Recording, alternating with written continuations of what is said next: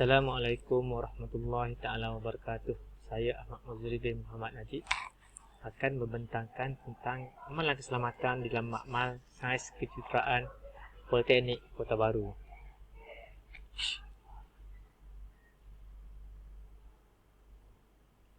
Di mana penulis kajian ini tempat saya sendiri, iaitu Ahmad Mazuri bin Muhammad Najib, Azhari bin Zakaria dan Wan Siti Rozah binti Muhammad Nasir.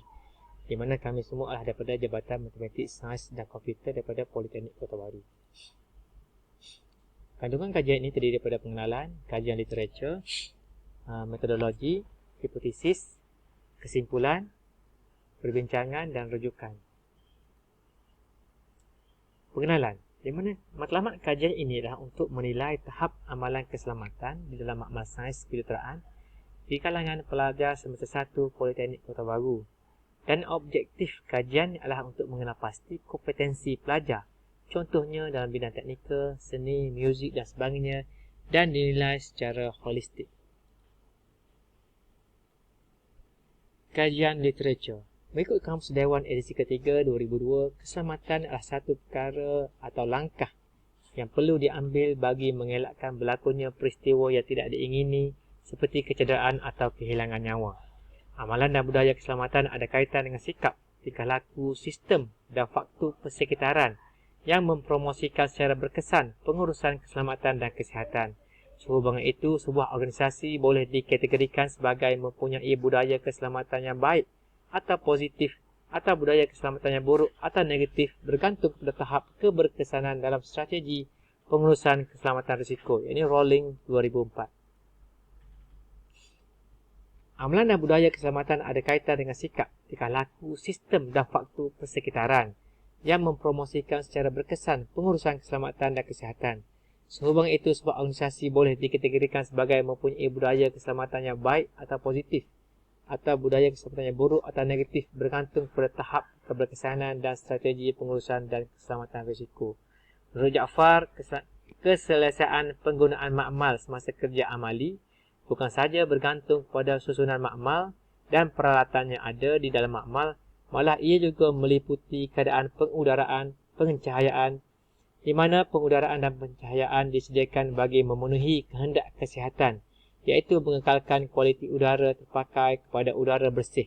Ini Hamdan dan Abdul Majid tahun 1994. Metodologi kajian terdiri daripada 4, iaitu populasi dan sampel, prosedur, instrumen dan analisa.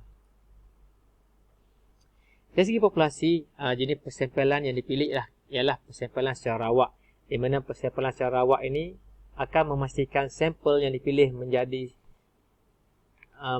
sampel yang dipilih mewakili secara keseluruhan populasi. Kaedah persampelan ini juga dapat memastikan setiap individu yang ada dalam populasi mempunyai peluang yang sama untuk terpilih sebagai sampel. Ramai 63 orang responden telah terpilih daripada pelajar semester 1 Politeknik Kota Baru. Di mana instrumen kajian inilah dalam bentuk soal selidik yang dibahagikan kepada dua bahagian, iaitu bahagian A yang mana berkenaan dengan latar belakang responden, dan bahagian B adalah aspek kajian, iaitu peraturan, persekitaran, bengkel dan sikap. Keputusan dan perbincangan. Berdasarkan jadual 1, iaitu jadual tahap pengetahuan dan amalan keselamatan dalam kalangan pelajar, Jabatan Matematik, Sains dan Komputer boleh dirujuk dalam jadual 1. Berdasarkan jadual 1, kajian terhadap tahap pengetahuan dan amalan keselamatan pelajar Jabatan Matematik, Sains dan Komputer dibahagikan kepada 3 aspek utama, iaitu aspek peraturan, persekitaran bengkel dan sikap pelajar. Aspek sikap menunjukkan bahawa sikap pelajar Jabatan Matematik, Sains dan Komputer terhadap amalan keselamatan adalah yang paling tinggi, dengan skor min yang diperoleh sebanyak 4.6468, manakala sesian piawai ialah 0.40817.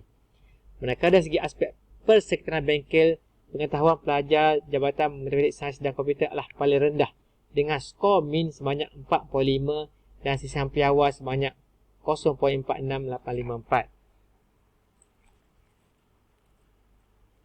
Berdasarkan jadual 1, kita boleh lihat berkenaan dengan aspek peraturan.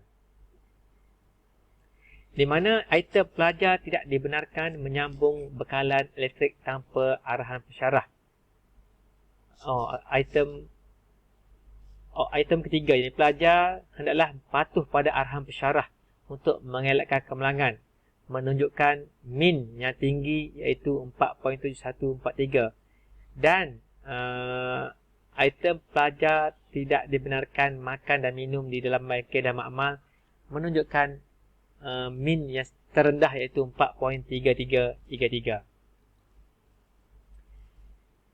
Berdasarkan jadual 3, ini jadual yang menunjukkan aspek persekitaran bengkel. Okey. Jadual 3 menunjukkan tahap pengetahuan pelajar terhadap aspek persekitaran di dalam bengkel. Berdasarkan jadual 3, responden setuju bahawa item pencahayaan sewaktu menjalankan kerja amali diperlukan dengan skor min sebanyak 4.5873, manakala item pintu dan tingkap sentiasa ditutup semasa melakukan kerja amali di dalam makmal adalah rendah dengan skor min sebanyak 4.3175. Dan berdasarkan jadual 4, yakni aspek sikap, kita boleh lihat analisanya di mana pelajar Jabatan Matematik Sains dan Komputer menunjukkan aspek sikap yang diamalkan oleh pelajar Jabatan Matematik Sains dan Komputer terhadap amalan keselamatan dalam bengkel. Dapatan kajian ini menunjukkan item pelajar dikehendaki melaporkan dengan keadaan segera sekiranya berlaku kemalangan di bengkel dan makmal, menunjukkan skor min tertinggi, yakni sebanyak 4.7302. Manakala item setiap pelajar berperanan untuk mengingatkan rakan tentang keselamatan diri semasa buat kerja amali di bengkel dan makmal, menunjukkan skor min terendah sebanyak 4.5714. Hasil daripada kajian di mana tahap pengetahuan dan amalan keselamatan di bengkel amat dititik beratkan sewaktu menjalankan latihan amali. Tanpa pengetahuan dan amalan keselamatan yang betul, ianya akan menyebabkan kemalangan berlaku. Menurut Abdul Rahman Sa'ari 1993, salah satu punca kemalangan adalah tidak mengikuti peraturan keselamatan ketika menjalankan tugas. Peraturan keselamatan bengkel adalah perkara yang wajib diketahui oleh setiap pelajar atau sesiapa sahaja yang berada dalam bengkel. Kerana ini berlaku adalah disebabkan oleh pendedahan terhadap peraturan keselamatan yang kurang. Menurut Berry 1984, faktor manusia merupakan punca kemalangan. Selain menambah bahawa amalan keselamatan tidak mendapat perhatian semasa bekerja dan banyak lagi amalan kerja yang tidak selamat. Berdasarkan kajian perkhidmatan utama Roger 1995 bagi tempoh 1991 hingga 1994, kebanyakan kecederaan dan kemalangan adalah berkaitan dengan tingkah laku dan amalan keselamatan dan bukannya faktor kejuruteraan. Pengetahuan dan amalan keselamatan dalam kalangan pelajar Jabatan Matematik Sains dan Komputer terhadap amalan peraturan pemakaian alatan keselamatan tinggi.